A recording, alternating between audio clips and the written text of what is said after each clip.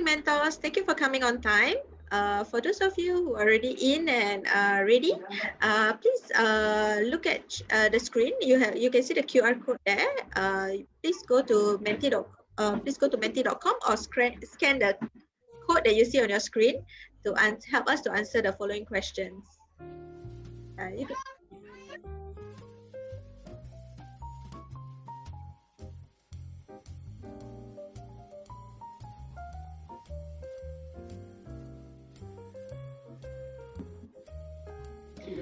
You can also click on the link that you see in the chat box to go to Mentee.com and help us to answer what challenges do you face when helping mentees in their needs.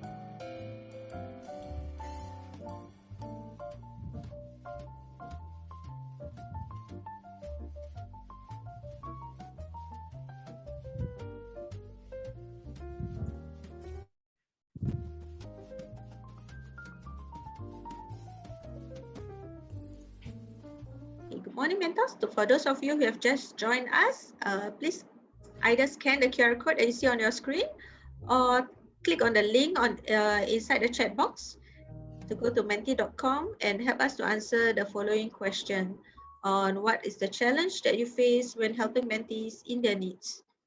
So it could be one challenge or it could be multiple, yeah?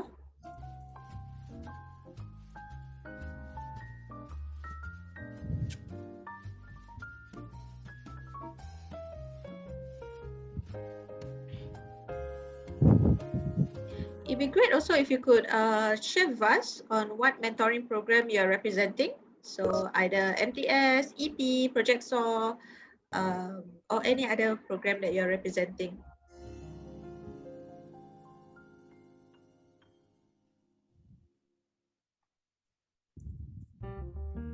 Thank you, Pitasta.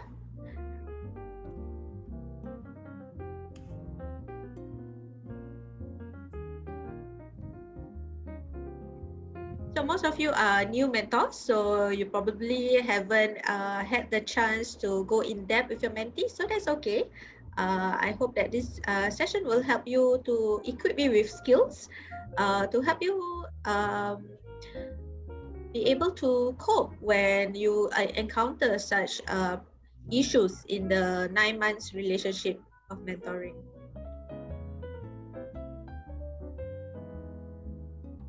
So someone said providing useful advice and tips. I think this will be answered in this session. So look out for it. Okay, so for those of you who can on your video, we will really appreciate to see your faces so that we know that we're not talking to blank screens.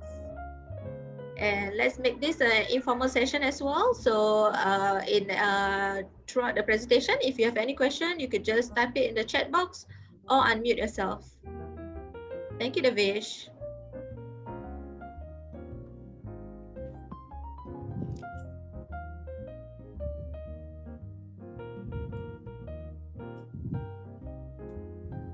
Okay, for the newcomers, you can just scan the QR code on the screen or go to the link that you see on the chat box at Mentee.com and help us to answer the following question on what are the challenges that you face when helping mentees in their needs.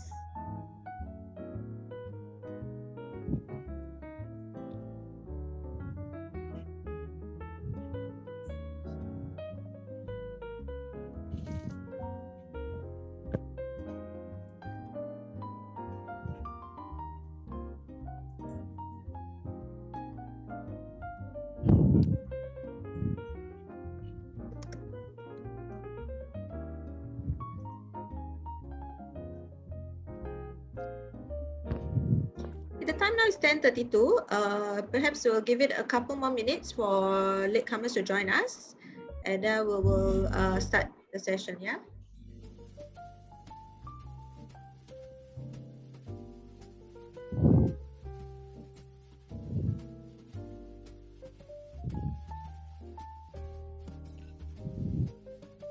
Can we scroll down the Menti so that we can see more? Okay. Right. Connecting with the mentees.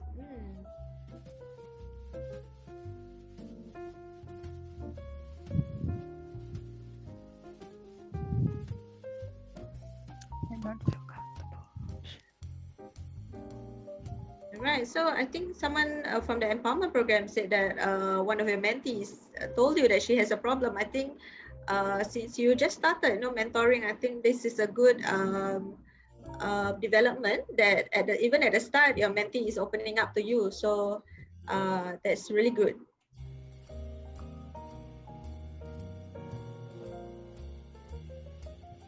Mentee totally not responding. Okay, so these are challenges that you face in mentoring, right? So aside from challenges that you face in mentoring, you may also encounter mentees who have multiple problems or challenges in their own life, okay, or barriers, we call it. Barriers in their life. This could range from academic, financial, stress, mental health issues, or even housing challenges. So I hope this session will help you to will equip you with knowledge as well as resources that you can tap on if you encounter this kind of situation throughout your mentoring duration. All right, thank you so much, mentors, for sharing your thoughts.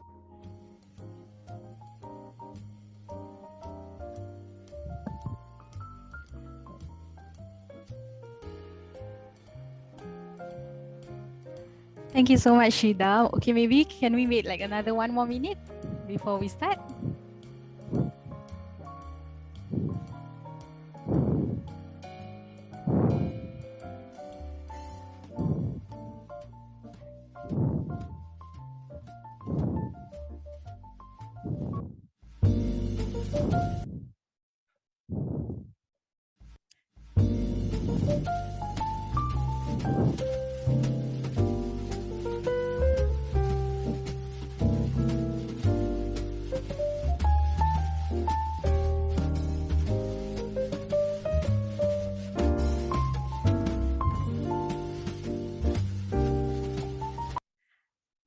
Okay, good morning everyone. Welcome to Youth Mentoring Office 6 Community of Practice for 2021.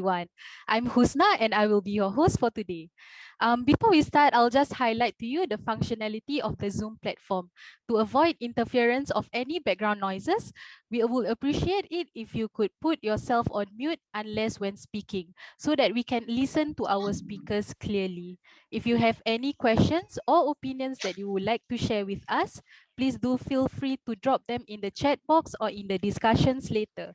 At the same time, we would appreciate it if you could have all your videos turned on so that we can know we are speaking to someone behind the screen and match your names with your pretty faces. Okay, so today's session is the sixth from the monthly community of practice sessions for the year. To set the tone right for everyone, I'll just provide a brief background on COP and what it is all about. As many of you would know and have attended from previous sessions, COP is a monthly program by Mendaki Youth's Mentoring Office to provide continued support to trained mentors. And this is done by deep diving into common challenges mentors face during their mentoring journey. So each month, the topic of discussion is driven by mentors based on feedbacks on what you are most concerned about. Based on these feedbacks, the topics in which we have touched on this year are goal setting, boundary setting, and as of last month, it was guiding mentees on effective decision making. So if you would like to learn more and gain tips on what we touched upon last month, you may visit Mendaki's Instagram page and check out the post-event illustration. Okay, I hope you guys are wide awake now. Okay, so this month, as you can see, we will be touching on the topic of journeying with mentees beyond education and career.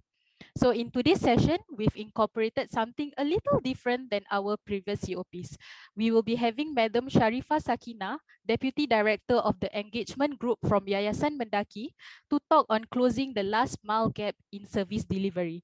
And someone you are quite familiar with, Bazilah, who will be sharing on behalf of Youth Mentoring Office some tips on identifying your mentees' needs as well as the resources. Also, in between, we will make it a little more fun than it already is by having a short quiz. Okay, don't worry, there are prizes to be won. All right. Okay. As seen from the topic, today we will be focusing on the importance of holistic mentoring. So firstly, what is holistic mentoring and why is it important for mentors to strive to practice it? Okay, holistic mentoring focuses on the whole person as compared to traditional mentoring that focuses primarily on education and career goals. It is life focused and it is known to have greater impacts for years to come. Our aim as mentors should transcend beyond academic and career achievements for our mentees. We should all aim to help our mentees fulfill their true potential by giving them support, encouraging and guiding them in areas of decision making, values, behavior, family, friend, and for some, financial resources. And of course, as mentors, we would like to, as much as possible, add value to our mentees' life wherever we can. Okay, let me share with you a story that is close to heart. Okay, I have been a mentor for a little over 4 years now. And there's this one mentee that is close to me until today. Back then, when I first met her, I was in charge of mentoring her class. I noticed this girl, a little reserved and always not showing up for class. Upon checking with her care person or form teacher, I found out that she was struggling to pass her modules and complete her NITEC studies in ITE. So just like what any other mentors would do, I tried building rapport and establishing trust with her. She seems a little unresponsive at first, as normal mentees. But after some time, we managed to secure a meetup, just the two of us at the school cafe. It was my first time meeting her outside of class. And sadly, that was the time I realized she had scars all over her arms. We talked a lot. We really talked a lot, and she started opening to me about her family situation. By this point, trust me, her studies were the least of my concern. She shared with me that her father, the sole breadwinner of the family, was recently incarcerated due to substance abuse. Her mom, who then was heavily pregnant with her sixth younger sibling, couldn't afford to work for the family. She was the eldest, living in a one-room apartment. She also shared with me that they have been living without electricity for the past week or so. And it made me realize that her basic needs weren't even met in the first place. Hence why the lack of motivation to perform in school. So what's the moral of this sharing? As mentors, we tend to forget to see things from our mentees' point of view. For most of us, having gone through the student phase in life, we tend to push our students to do well in school, sometimes accidentally overlooking their basic needs in life. So from the two sharing today, you will learn the various platforms you can tap on in your mentoring journey, as well as the ways that mentors can identify, advise, and refer mentees to various resources, all to support our mentees better. Okay, so now I'm sure many of you have been looking forward for the sharing for today's session. Without further ado, let's start the sharing with Madam Sharifah Sakinah, Deputy Director of the Engagement Group from Yayasan Mendaki. Ma'am, the light is yours.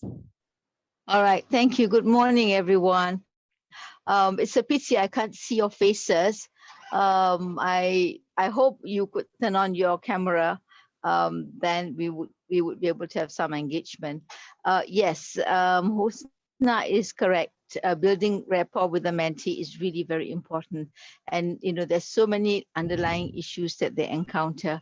But hey, guys, you're the champions. You've taken the first step to want to mentor them. And that is a fantastic accomplishment and achievement. And I salute you, because you'll be spending 9 to 12 months with these mentees, and you will make an impact in his or her life. So thank you very much for volunteering from the bottom of our hearts. So this morning, I'll share with you a bit about how do we close the last mile gap in service delivery. Husna mentioned about her case study, and which is true. Her basic needs, the mentee's basic needs are not met with, and perhaps even the family's needs needed to be looked into. So let me share with you, before we go into a case study, let me share with you my scope of presentation. So my next slide, please, will share with you the current situation based on the census that's just been released. What is the MCube approach and Mendaki's and MUI's and Mesra's focus areas, our last mile service delivery, and your role as an extended mentor, your extended mentor role, and we open up to discussion and questions. Okay, the next slide. The next slide, please. Yes, thank you. So, the census 2020 just came out, and Minister Mas Agus is so heartened to see the data that a proportion of Malay university graduates have doubled, but we still lag behind, because we started with a small base of 5% graduates. But he's proud of the fact that 25 years and above, half have already achieved post-secondary education, and some have already acquired higher qualifications, compared to a third in 2010. That was 10 years ago. Even higher for Malays aged 25 to 34, to whom 8 of them in 8 in 10 had actually post-secondary or higher qualifications in 2020, compared to 6 in 10 in 2010.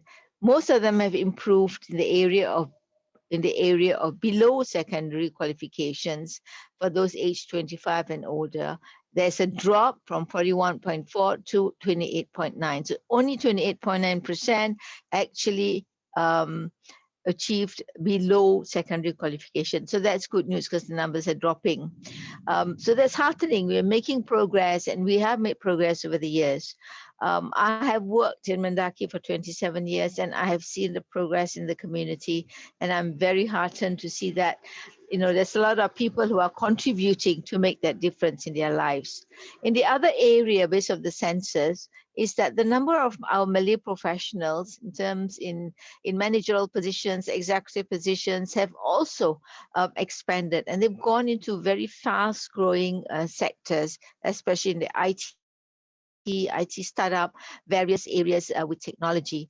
Thirdly, our median household income per household member had also indicated the highest growth. Of course, if you compare us with the other ethnic groups, we still have quite a way more to go. But that's not really bad news, because in another 10 years, we would have achieved at least made further leaps and bounds in our median household income. Finally, there is a bit of a challenge for us. We would like Mesra, I'm sure you've heard of MCube, yeah? MCube, which is a collaborative effort between Mendaki, MUIS, and Mesra. Mesra is under the People's Association arm, have come together, and collectively we want to address some of the challenges faced by the bottom 20% of our Malay Muslim community. And one of the results of the census showed that quite a number of our young are still staying in rental flats, and they seem to be quite contented because they all are in the gig economy. And when you are in the gig economy, you don't really have CPF, and that becomes a challenge for you to want to work towards ownership, flat ownership. And that is where we will have a new project called Project Dian at MCube that strive to empower our young couples so that they will eventually own their flats. So to sum up, Mr. Masagu said that there's really no ceiling to stop our community from progressing even more in tandem with the rest of the nation. And he assured everyone that we will work together to build on the support measures to achieve the desired outcomes in education, employment, income, housing, and health. So there's hope. We're making good progress, and your contribution on board would certainly assist us in aspiring towards a community of success. Let's move on to my next slide because I spent a bit too much there. The next one. So next slide. Yeah. So this is the detail of the median income. If you look in 2010, the Malays median income was 4,328. In 2020, it has increased. But comparatively to the other ethnic groups, we still have quite a bit more to go. And if we beef up our bottom 20%, empower them, ensure that the family is holistically assisted, then I'm sure we will be able to increase our median income. Next slide. Right, so in summary, whilst we are very happy with the number of our graduates, it is small right now. In 2010, there is about 5.5% of graduates in Singapore, local university graduates, compared to now, which is 10.5. So it has doubled. But of course, compared to the Chinese, which is the majority, and Indian, we have still some way to go. And in order to ensure that we have more graduates in the community, we need to ensure that our kids in preschool, primary, secondary, IT, and beyond improve in their academic. And that can be done. Of course, that will be done by school. School take all the effort to ensure that they improve. But our kids may need a lot more, a bit more pushing, a bit more nudging. And that's where mentoring, coaching for the primary and IT students comes in as supplementary, so that we can narrow the academic gap with the other ethnic groups. And of course, like I mentioned earlier on, the Malay Muslim professionals are growing in numbers, and they can be found in every sector in Singapore. And now everybody's addressing the government, and M-Cube is addressing collectively how we can assist families to own flats instead of relying on rental homes. Next slide, please. So what is my point? My point is it takes a village to raise a child. This is an African proverb, which means that we need an entire community of people to interact with children, to experience and grow in a safe and healthy environment. And let me just give an example of a model in Israel called the Parak model. This model ensures that every undergraduate is matched to a primary 4 mentee, and the undergraduate is required to visit the home and get to know the parents, understand the issues faced by the family, guide the student all the way till he sits for his national exams. And over the years, you can find that the relationship of the mentor and the mentee have grown tremendously. In fact, as a family, he feels a part of the family, and that model has worked. And mentoring models worldwide has shown that, yeah, it is effective. So, we really need your contribution, because it takes a village to really raise a child. Next slide.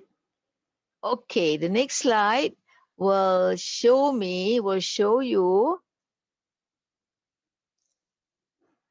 okay, a bit more about M-Cube and the approach and its focus areas.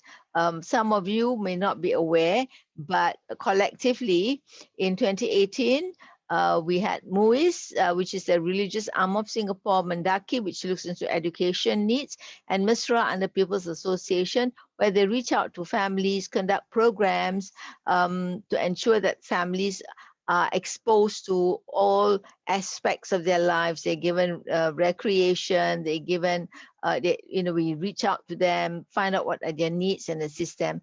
And so Minister Mas Agus and all the other Malay MPs came together and said, look, let's work together, let's pool our resources, and let's look into 4 main areas that requires immediate attention in order to build a community of success. And the first area is that of marriage, parenthood, and early childhood. As you know, early childhood is really very important. If you have a strong foundation in preschool, you will definitely do well. In primary school, you'll be P1 ready, and then moving on, you can sit for your PSLE and move on to secondary and post-sec eventually. Another area is vulnerable individuals and families, like what Usna was sharing about the father being incarcerated.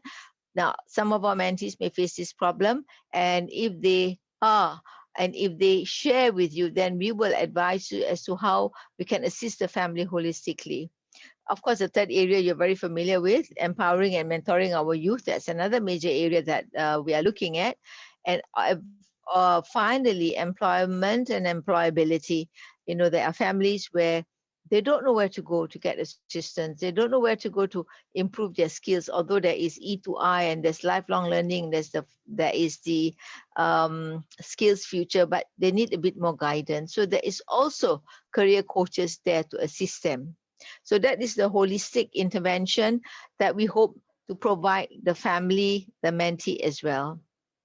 Can we have the next slide?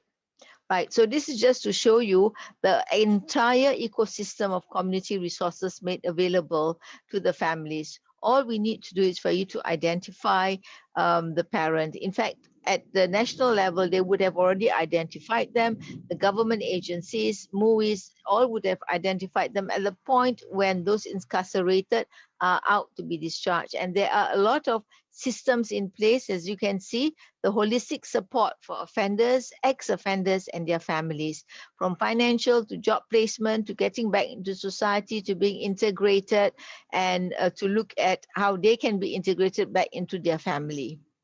Next slide is another extension of the continuum of support for offenders, ex-offenders, and their families as well. So there are a lot of other Malay Muslim organizations, other volunteer welfare organizations, family resource centers, agencies like New Life Stories that go into the prisons and read to the go to the prisons, visit the women who are incarcerated. They would tell stories on the phone, and then the volunteers will go back to the kids' home and share with them that the mothers remember them, and the mothers are reading stories to them as well. So the assistance rendered is holistic. Okay, now the next area is I shan't go for very much in depth here, but you all are familiar with the Youth Mentoring Office. We want to support our youths develop their strengths and capabilities through various programs. And I understand you're in the Empower program, you are in the MTS at mentoring, you're in Project SOAR, and many other mentoring programs. Basically, we are looking into an active mentoring culture and ecosystem that supports the community. And of course, we are supported with not just Malay Muslim organizations, MCCYA, NYC, MCLUB, all the national bodies are also, including mentoring, national mentoring, are involved in the whole concept of mentoring, the holistic involvement of mentors in the mentee's life. Okay, and of course, YM adopts the gift-centered mentoring approach. Okay, so far, any questions? Nope, everybody's quiet. All right. So in terms of employability, we have an arm, a business arm or a sister company called Mendaki Sense that looks to ensure that these parents get job opportunities, they go for upskilling, they see the importance of upskill, and that they can then be mobile. Women who have not worked can go back to work by empowering them with skills. And of course, we ensure that that is professional development. So if you bear that in mind, you have a mentee. Once a mentee has developed rapport with you and she's ready to share with you her family issues, then you have this in mind. Okay, there's employability, there's the mentoring that they're in, and then there is the kids in primary school, their siblings can attend. A lot of programs are available. Most of them are all free of charge. So at the back of your minds, have that big picture.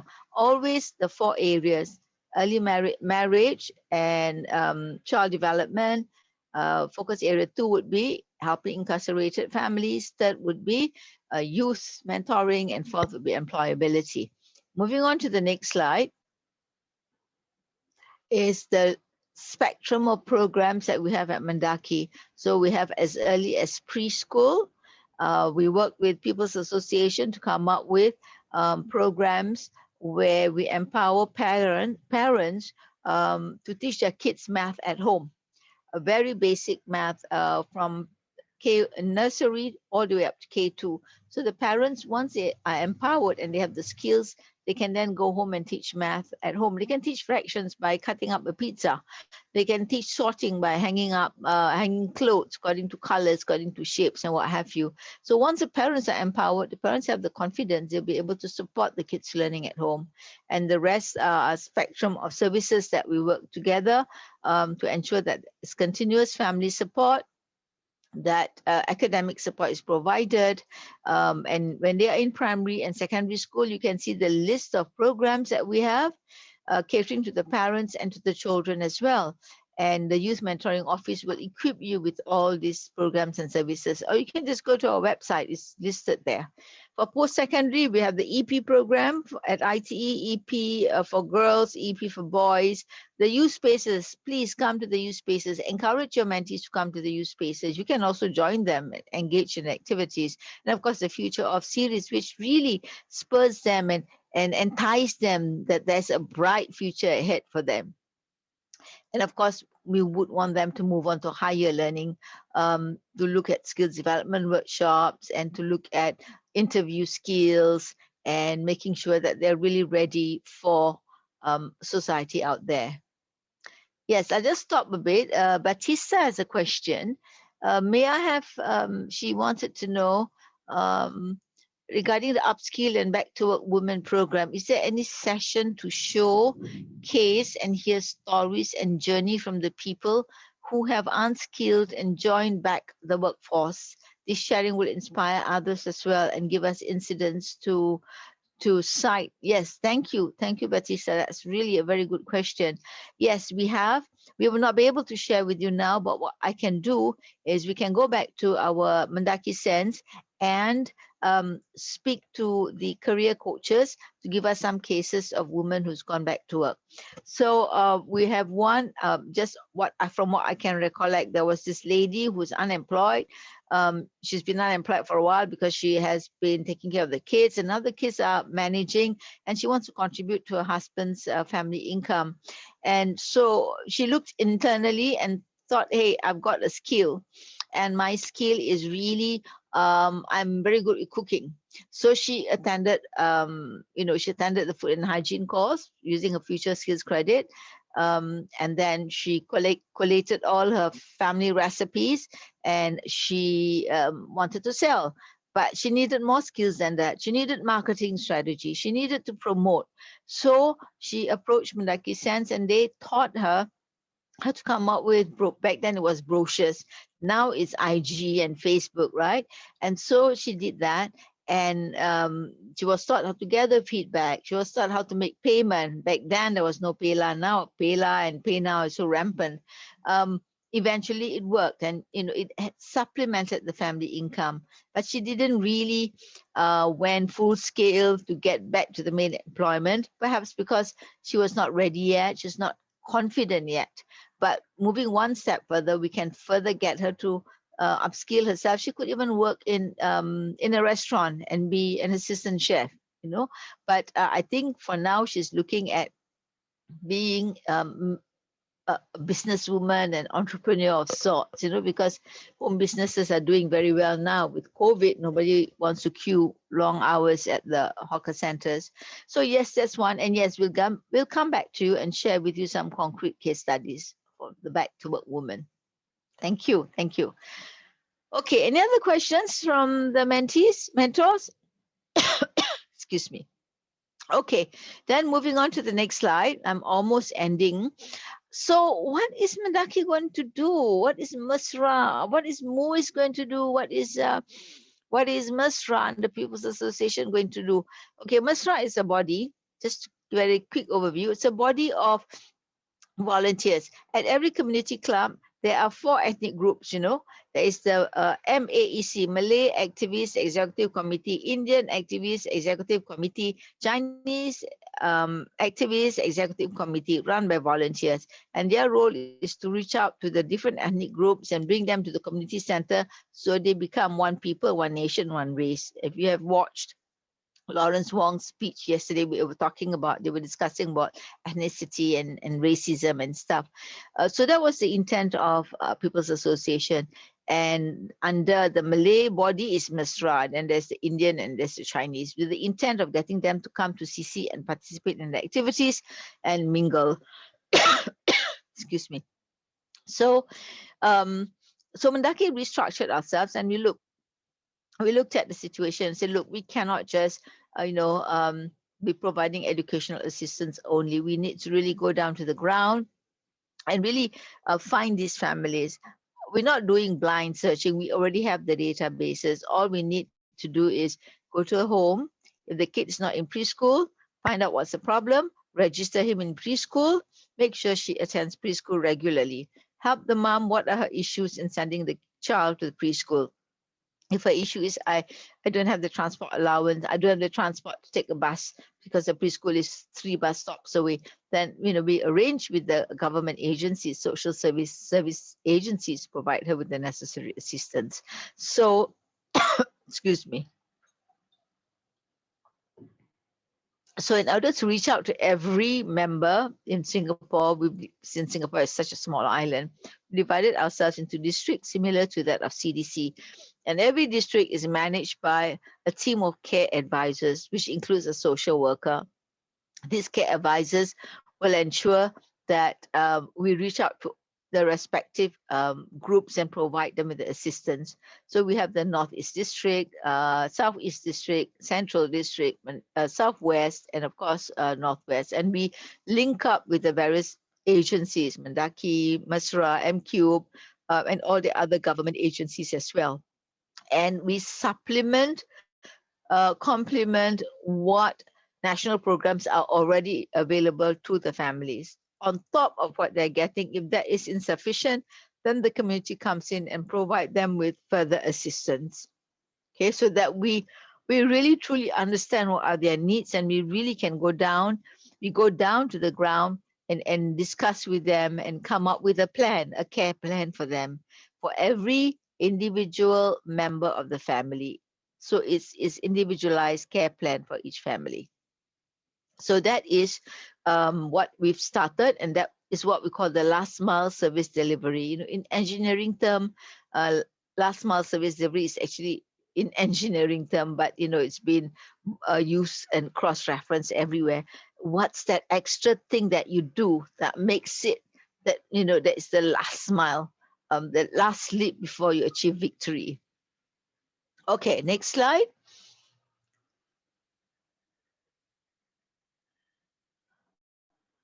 Right, so let me share with you a case study of a family. And so we have Mr. Muhammad Firdaus, 69, and Madam Sabia, she's 64. Madam Sabia, women are very important. That's why there's a double line there. Women sets the tone to the family values. Women is the one that motivates the husband. Women are the ones that ensure that the kids are constantly at task and doing well, and they play a very important role. So hence that double box. All right. So Mr. Muhammad Firdaus lost his job as an assistant event organizer. He was doing well in a private company. He assists on events, and with the COVID, nothing, the company almost wrapped up. He lost his job immediately. He actually, prior to that, was planning to get a diploma before COVID. He heard about diploma in SIM. He knew that he could get a loan. He knew that there were bursaries and scholarships available. He was planning to do that so he could upgrade himself. Well, unfortunately, with COVID, he had to end up being a Grab driver, and he earns about $600. Obviously, you can't survive in Singapore with $600 with how many kids? 4 kids. Right, and so he has a lot of outstanding utility areas, and because of all the family expenses, he had to borrow from his friends, and they were very kind. They chipped in and they assisted him. So for the past 1.5 years, he's borrowed from friends just to pay his bills and get food for his kids and stuff. And he's really very demoralized right now, and there are quite a number of people who are demoralized because of the current situation they're in. Madam Sabia used to work as an administrative assistant in a shipping company. She stopped work when she got married, and she finished Sec 4 and A. with the current situation, she's been attending parenting programs by the CDC in order to get vouchers, to just get food rations and stuff. She's currently depressed because her husband is struggling to make ends meet. Usually, women, well, now everybody can feel depressed. Women and men also feel depressed, but we really need to get ourselves out of that depression mode. But it's really tough because in Singapore, the cost of living is really high, and they're worried for their kids. On top of that, they've got Ahmed. He's 16 years old in ITE East. Aisha, she's 13, Sec 3 and A. Aliyah, she's 11, sitting for PSLE. And then Azman, he's 5 years old and he's in K1. So the family's got a range of preschool, primary, secondary, and post-sec ITE. So they individually have issues. Ahmad is really not interested in the course of his study. He is in engineering, but he didn't really choose engineering. That was the only course, that was one of the courses that was available for him based on his results. And he struggles with math. He does not really know what he wants. He knows he doesn't want engineering. He doesn't know what he wants. And he's thinking of changing his course, or even maybe quitting to just help his dad. So he's in that stage in his life where, I don't like engineering. I want to change course, but I don't really know what course I want to do. He might not know what futuristic courses there are. If it's robotics, if it's AI, does he have the skills? He's already struggling with math, you see.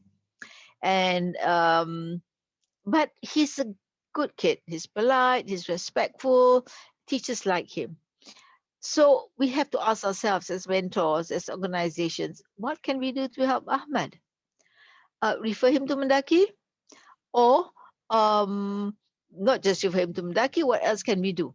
We obviously can look at all the services available for him in ITE, in Mendaki, at the national level, and at the community level as well. So just some examples. Mendaki provides financial assistance for students whose parents are affected by COVID. They get a monthly allowance of $200 for 6 months. We know that some IT students have been working part-time, and with COVID again, they're not able to work in the service industry.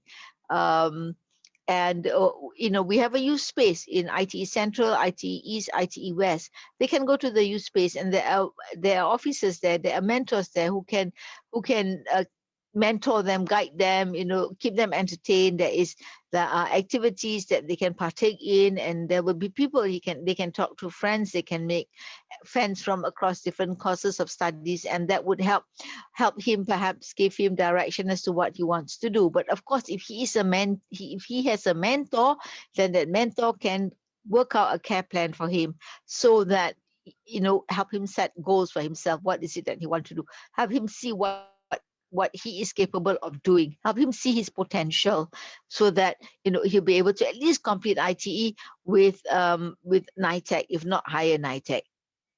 And then with Aisha, she's got low self-esteem. Because of HBL, home-based learning, she has to use her mother's phone to do her HBL. She struggles in math again. She attends school. She attends the school supplementary, but she can't grasp the math concept. She's in Sec 3 and A, but she doesn't have the Sec 1 and A foundation. So that's missing. And every time she attends the supplementary lessons, she's not really, she's not being treated. She's not getting the right treatment, in the sense that we need to go back 2 years down to strengthen her foundation. And teachers can't keep up, because teachers have a class of 35, 45, and there's no way they can, give individualized attention. So obviously we know here that, we need to look at getting her one-to-one coaching who can go back to her basic foundation to strengthen her math, so that at least she can pass her 4NA and get to an ITE, right? And she's keen to be a nurse. She has a goal in mind. And that's great. I mean, there will be demand for nurses forever. So how then can we prepare a plan for her, so that we can help her with the math, and then this handphone, using mom's handphone to do a home-based learning, is it's really getting a bit out of hand. there must be so many laptops available out there. Engineering for good, or is it engineering good, is giving pre-loved laptops. Government are dishing out laptops. Mendaki is dishing out laptops, loaning laptops, long-term lease laptops for students. And schools have to advocate for the students to apply for laptops through the new PC Plus under the government's IMDA. They only need to pay 200. And even if they can't pay the 200, that will be help so that they can own a laptop. Because now with COVID, everybody must actually own a laptop with an internet connection. So again, education-wise, defer to Mendaki because that's our best. That's our forte.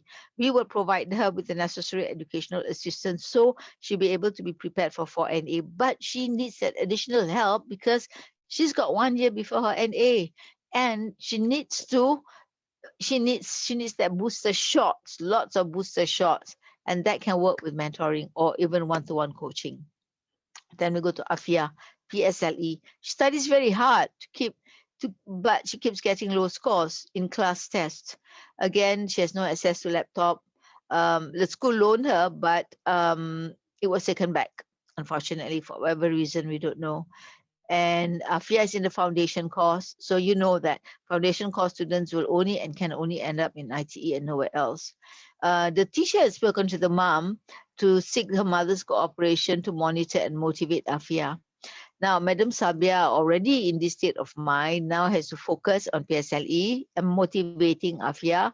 The first place, she has no idea. She looked at the math, PSLE math, and she was like, oh, this is crazy. There's no way I can tutor her. Again, let Mendaki come in.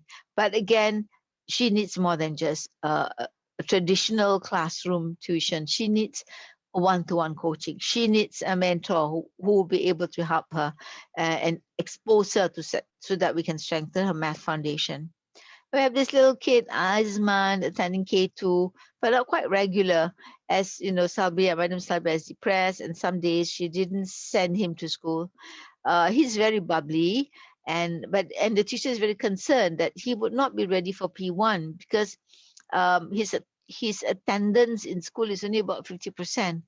And in order to ensure that a child attends school, you must attend at least 80% in order for them to grasp whatever is taught for the year. So poor Azman, very excited, very bubbly, but he wants to go to school, but mom says, oh, okay, no, today not going to school because maybe she doesn't see the importance of K2 kindergarten. But actually, kindergarten is so critical. The first 5 years life of a child is so very important. They are like sponges, ready to absorb anything and everything. And he's in K2, which means next year he'll be in P1. And unknowingly to him, during the second week of P1, all little primary 1 kids are sitting for a test. And this test identifies whether they have the foundation in math or English. And if they don't have the foundation in math or English, they'll be taken out and put separately in a class called Learning Support Program and differentiated from the rest so that they can strengthen their foundation.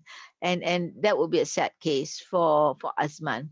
So let's look at some of the intervention that we can plan for them.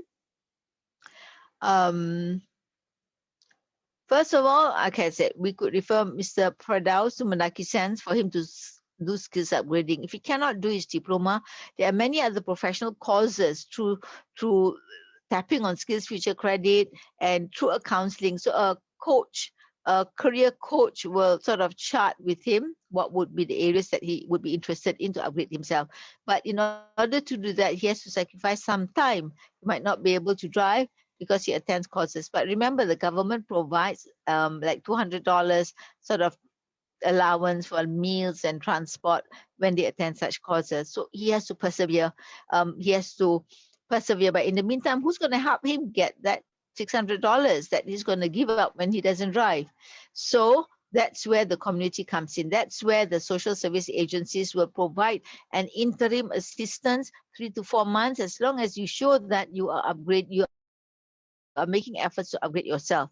So help is available in Singapore everywhere. It's just how you're going to tap on that help. Do you know how to tap on that help? And that's where the last mile service delivery comes in. That's where all the care advisors will craft a care plan for them and reach out for all the sources of all the resources that's available for them. Madam Salbia, again, refer to Mendaki Sense so that she can take up the Back to Work Women, pick up a skill, proper skill, get back to work. Why do we say they must get formal employment? Is because we want them to have CPF. And when they have CPF, they can contribute to their purchase of flats, especially if they're staying in rental flats. And then we want to recommend Ahmad for the ITE interim allowance by Mendaki. And go to ITE, the youth space officers can approach IT and ask them to provide Ahmad with more allowances. I think the financial assistance is not really a problem. What Ahmad needs is an additional person in his life to help him, to guide him, not make decisions for him, but empower him and guide him. And then Aisha, Sec 3, right, in Afia, Mendaki tuition scheme free. They attend the Mendaki tuition scheme. There's also an education trust fund where they get a $200 allowance in the term in form of book vouchers and transport top-ups to attend our tuition classes. And there's so many bursaries out there. Example is Buddhist Lodge, the annual bursaries available for needy families. Azman and Madam Sabia needs to take responsibility over Azman's education. So Mendaki again have all kinds of program so that she's empowered to help him catch up, so he would be P1 ready. And of course, there is this Mendaki Muiz preschool grant. Again, we will tap on all the resources where there is resources for the family. And of course, the social service office under the MCCY would be able to provide the interim allowance for the family. And then Muiz, on top of that, Muiz will have some financial assistance scheme for them. If food is an issue, we can refer to Jamia for food ration. We can refer them to Food from the Heart. So the care officers that are located island-wide are aware of all these programs and services, and they'll be able to advocate for the family. But you as mentors, at the first point, when you interact with the mentees, if they see underlying issues, if you spot underlying issues, something is just not right. After you build a rapport, check with them, how can we help? How can I help? How can in the other agencies help? We are here to help you. We are here to empower you. And we want to journey with you towards success. And every child is like a diamond. Every child has asset. We want to look at them as assets, not as liabilities. All they need is people like you to believe in them. People like you who will journey with them. People like you who will make a difference in their lives. I think I've come to the end of my slide. Excuse me. Any questions? Anyone?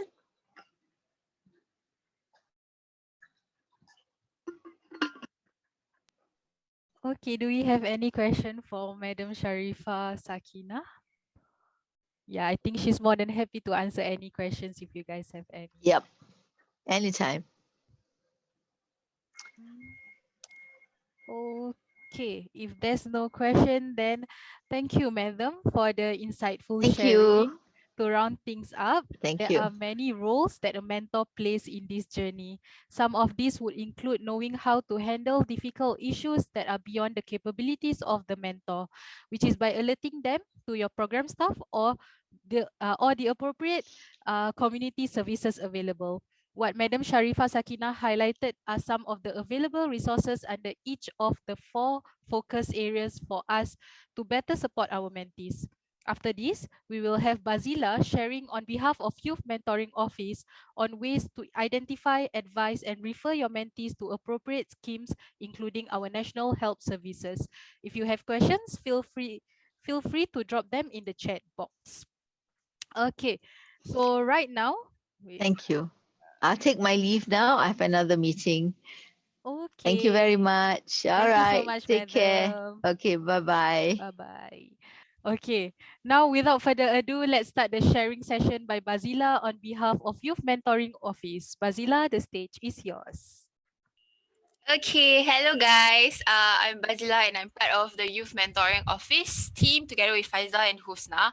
And as you can see today, I am not hosting the session unlike previous sessions because my very lovely colleague Husna is taking my place this month. But today I will be sharing with you guys on ways that you as mentors can identify, advise, refer mentees to available support services where necessary and required. Next slide, please.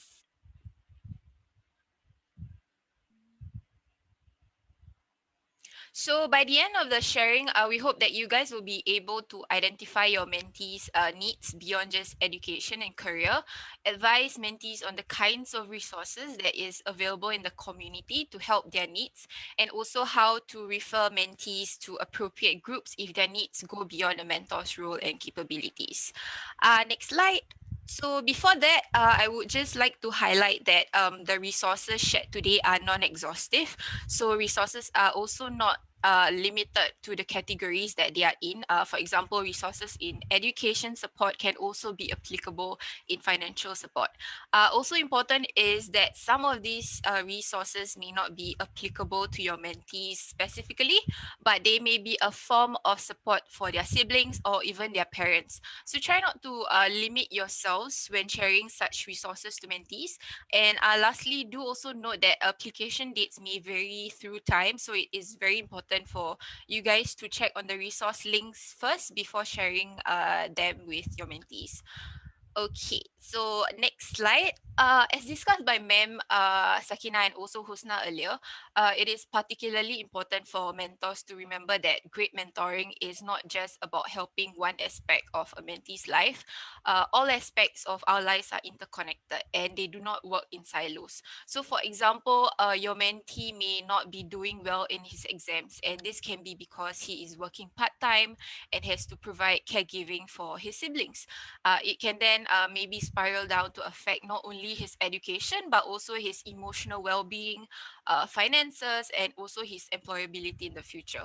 So such a scenario highlights how mentoring is not just about empowering mentees in education and career. Instead, mentoring is about journeying with mentees in all aspects of their lives where you can during the duration of your mentoring relationship. Okay, next slide, please. Okay, I think many of you would be very familiar with this diagram if you've attended our gift-centered mentoring training for mentors. For a lot of your mentees, most of them would be facing at least one difficult issue on this slide, whether it's in school performance, bullying, or even talk of suicide and mental health. While your role as a mentor is to guide your mentees through such challenges, it is also important to know that when you can handle these situations on your own and provide resources, and when you should actually alert your program staff or relevant authorities when a need is escalated. We have categorized the difficult issues that mentees most commonly face into three broad categories. So for category number one is delicate topics. Delicate topics are basically topics that mentors can work with mentees to try and resolve the issue on his or her own. So if necessary, the mentor can also seek help from your program staff. So program staff are basically people who manage your mentoring program. Only if the issue requires attention, then the mentor can report to the program staff. Next is issues of concern. So issues of concern are issues that requires a third party. The mentor must report to the program staff about such issues as soon as possible. After which the mentor can continue to work with the mentee to try and resolve the issue on his or her own. And the last one is requires intervention. So mentors must not handle such situations on their own. If the situation does not call for immediate harm, like suicide, the mentor can turn to relevant agencies and organizations for helplines. Before this, the mentor must report to their program staff as soon as possible. Also important here is to note that the difficult issues here are not limited to the categories that they are in. For issues that are asterisks such as sex, unsafe sex, smoking, and also alcohol use, the age of your mentees plays a part in ways that you deal with such issues. So some of you are in MTS with mentees in secondary school, and some of you are in EP, for example, empowerment programs with mentees in ITE, and some of you are in Mara mentoring with undergraduate mentees. So just for your information, for you guys, the legal drinking age for in Singapore is 18 years old. The minimum legal age for for for tobacco products in Singapore is 21 years old, and also the legal age to have sex in Singapore is 16 years old. So if your mentees are below the ages mentioned, the issue becomes an issue of concern where program staff should be alerted. Sometimes they may also rise up to the category of requires intervention, especially when the element of addiction comes into play. Okay, a mentor just sent to me we will actually be sharing this slide with you guys post session, so not to worry. You will get this slide, all the slides that are shared today, probably by next week in your emails. Okay, so next slide, please. So how exactly can you identify mentees who require additional help in some areas of their lives? So the best way possible is to have conversations with your mentees, and these conversations should come in naturally and not forced. So if you were to suddenly bring up about a sensitive topic out of the blue, your mentees would probably feel very uncomfortable, and it may even prevent them from opening up to you. So try to create a positive relationship first, where the rapport is strengthened between the both of you. When you know that your mentees, when you know your mentees better, they would be more willing to discuss private topics like family, their partner, their health, etc. So another good cue is to observe your mentees in the way they speak, they sit, their eye contact when you guys are talking, their dressing, for example, etc. It may sound kind of creepy, but non-verbal forms of communication are a very good way for you to gauge if mentees seem uncomfortable or they are kind of wary of their surroundings physically. Okay, next slide. All right, so what are the kinds of needs that you can look out for in your mentees? We've categorized here 8 domains of needs for an individual. So education, financial, caregiving, healthcare, employment, disability, housing and shelter, and also social and emotional support. So for education, this can include needing pocket money for daily school expenses, paying monthly school fees, and needing extra tuition for school subjects. Financial covers a wide range of needs, and as you can see, it kind of overlaps with a lot of the other domains. So needing money for daily meals, expenditure on healthcare, education, and also housing. Caregiving examples can be your mentees having to care for their aging parents, or even for their younger siblings at home while their parents are out working. Healthcare needs includes medical treatment for illnesses and also the need for subsidies. The issue of mental health and well-being is increasingly a common issue that many youths are experiencing today. So this can be due to self-esteem, stresses from education and also career. So some of them may be undergoing therapy sessions. For employment, many of your mentees are also doing part-time jobs to earn extra income for themselves and also to support their families, because their parents are either not able to work or they also come from single-parent households. Disability is also another domain with needs ranging from transport subsidies, fees for medical treatment, and also the need for financial planning. Disability can also affect someone's mental health. For housing, your mentees may be staying in rental flats where space can also be an issue. There's also like conduciveness for studying and also for your privacy, which is also affected. Lastly, also social and emotional support is a common problem for many, especially when there are needs in the rest of the domains and the issue of stress comes into play. So next slide. Right now, we will play a short 4 minutes video that was published by the new paper. It's a short documentary of Madam Jurina's life. Although Madam Jurina is not in the age group of your mentees, I would like all of you to watch the video and try to identify the kinds of needs that you think she requires based on the 8 domains that we've just went through. So keep your eyes peeled and take notes where you can. We will ask you guys questions on her specific needs after the video.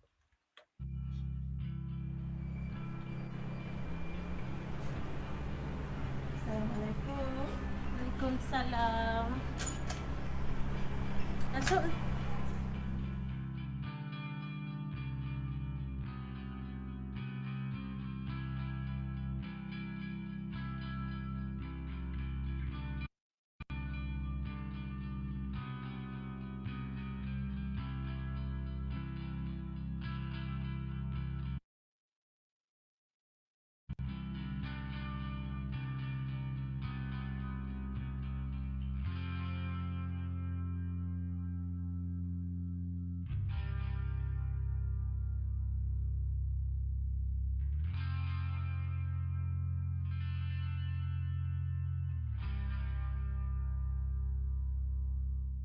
So because we know where we stand, kita bukan orang senang, kita orang susah. So orang susah ni, even 100 pun dia nak spend, dah macam 500 dia nak spend. Food, whatever have, we eat. If don't have, maybe just fried egg, then we just eat with plain rice and soya kicap. That's all. At least full, right?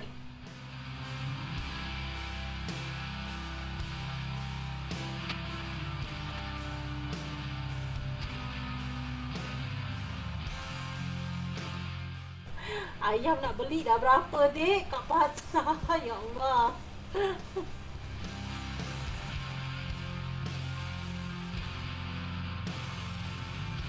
Whenever Ramadan pass by, like end of Ramadan, I feel so sad. I don't know why. For me, Hari Raya is not that important for me. Important is my boss son. Selamat menjalani ibadah puasa.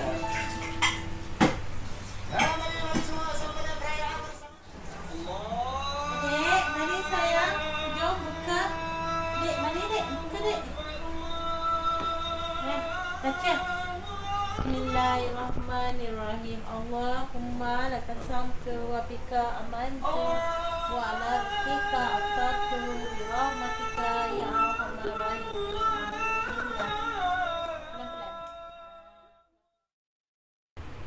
I wish that I can go Gelang together with my son, with my boss son, to buy for them clothing, a new clothing, and whatever a parent's expectation for mom, that's not my expectation.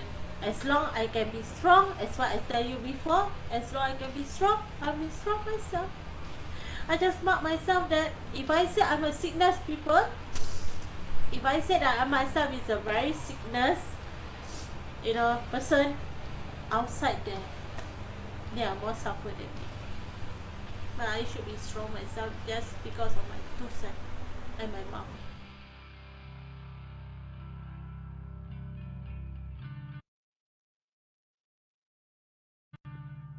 Alright. Okay, I know it's a very moving video for all of us. Okay, can maybe anyone wanna share what are some of the 8 needs that you guys can spot from Madam Jurina's short life documentary? There's no right or wrong answers, by the way. You can just go, anyone can just shout out your answers, also share in your chat box. Disability, yes, Aisha, in terms of what? Hi, yeah, because like disability not from her side, but he's more to like the sickness part, but it's more to the son. Yes. He's autistic, so it's mental disability and physical as well. Yes, his second son is autistic. So there's the issue of medical treatment, fees, healthcare. Yes, someone pointed out Arya. Healthcare, she has kidney disease. So Madam Jurina has been suffering with chronic kidney disease for 17 years, but she didn't seek medical treatment because she was afraid of the cost. Social and emotional, yes, a lot of you guys giving answers. Social and emotional support, so a lot of stresses, being a single parent, and also managing 2 sons. Caregiving, has to care for her children and also her mother. Yes, correct, Akila. Okay, so a lot of you guys are able to identify all the 8 domains. So I'll just go through one by one. In the domain of education, it was not discussed in the video if her first son is schooling, but she may need support for paying his school fees. Financially, Madam Jurina is also working part-time and is the sole breadwinner for her household. And as you saw, she can only afford to rice, eggs, and also cucumber, if I'm not wrong, for their breakfast. She also mentioned that chicken was very expensive for her to buy. Caregiving wise, she has to caregive for her second son who is autistic. Alongside that, also she caregives for her son who is alongside that, who she also caregives for her son Oh wait, I mentioned that she caregives for her son, her autistic son. Next is healthcare. So in terms of healthcare, Madam Jurina is not able to provide healthcare for herself after finding out that she has chronic disease, like I mentioned earlier, because of the fear of the cost that she may incur. Employment and employability, Madam Jurina is the sole breadwinner. We are also not very sure if she has enough skills and qualification to get a better paying job. So skills upgrading is a need.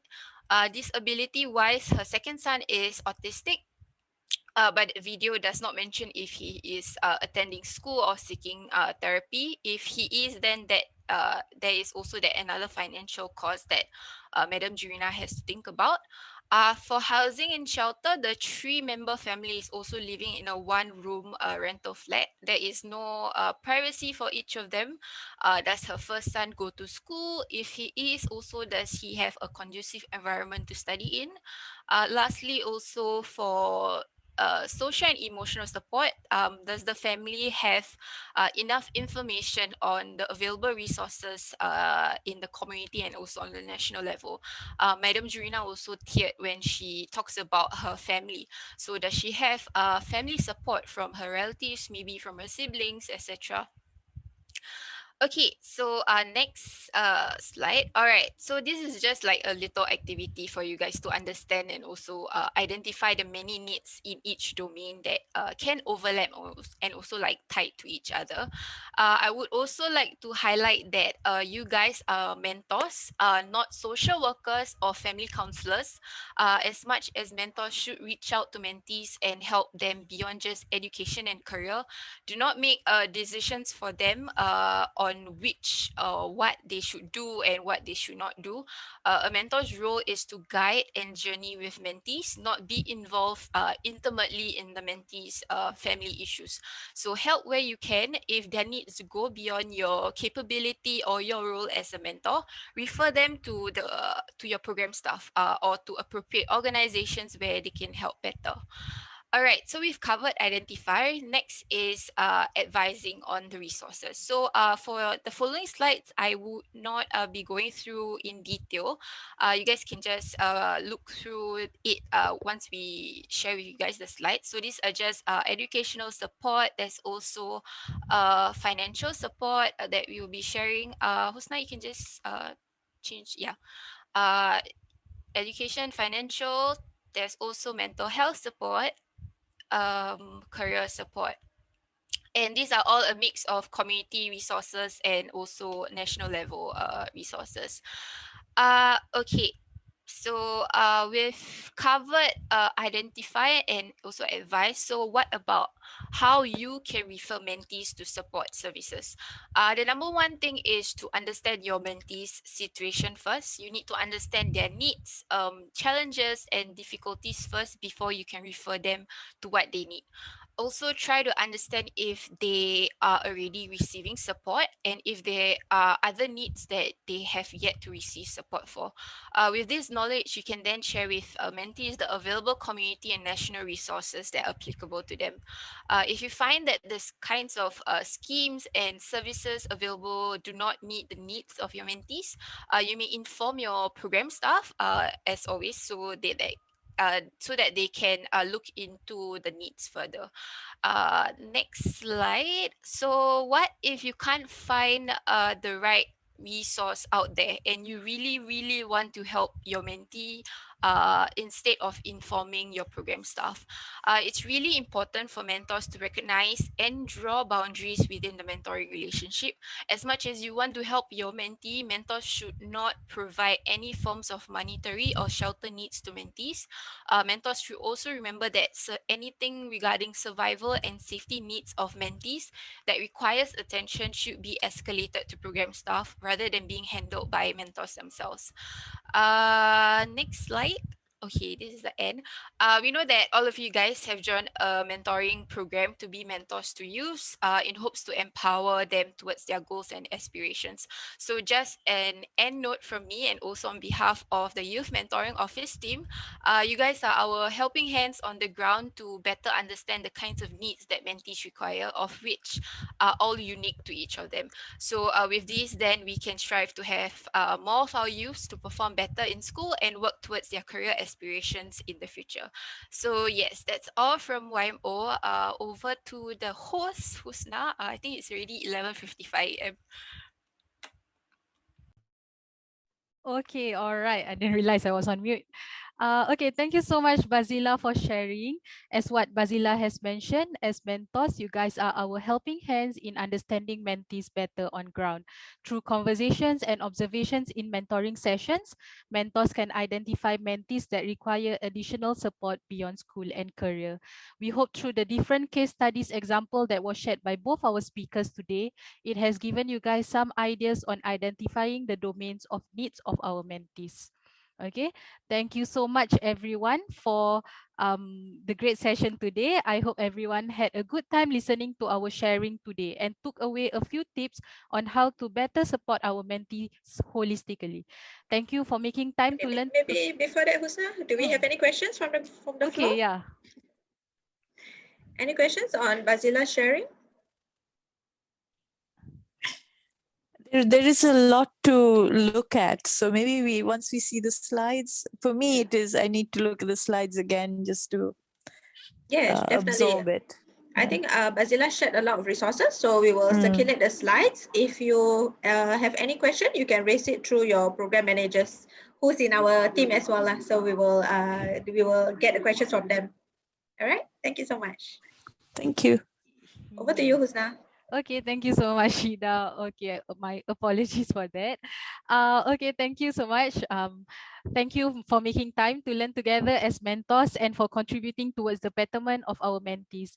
Thank you to also Madam Sharifah Sakinah for sharing with us some of the resources that are available for mentors to tap on.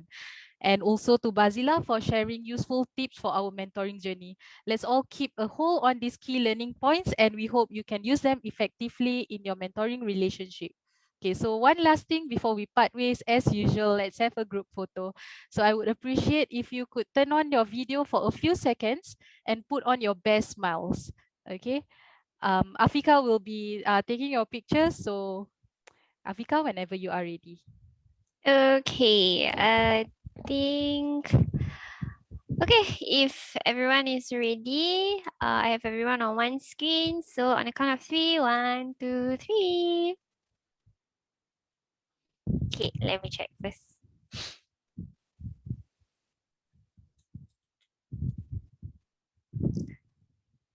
Okay, I got the group photo. Okay, hold on. Okay. Okay, before we part, please also help us to complete the feedback from chat in the chat box. So please do share with us your thoughts on the session and any other feedback you have for future sessions. Thank you everyone for attending this session. Remember to follow Yayasan Mendaki on Facebook, Instagram and LinkedIn at Mendaki SG to stay updated with our programs and events. With that, we'll see you at the next COP. In the meantime, stay safe and stay healthy. And we hope you have a great weekend.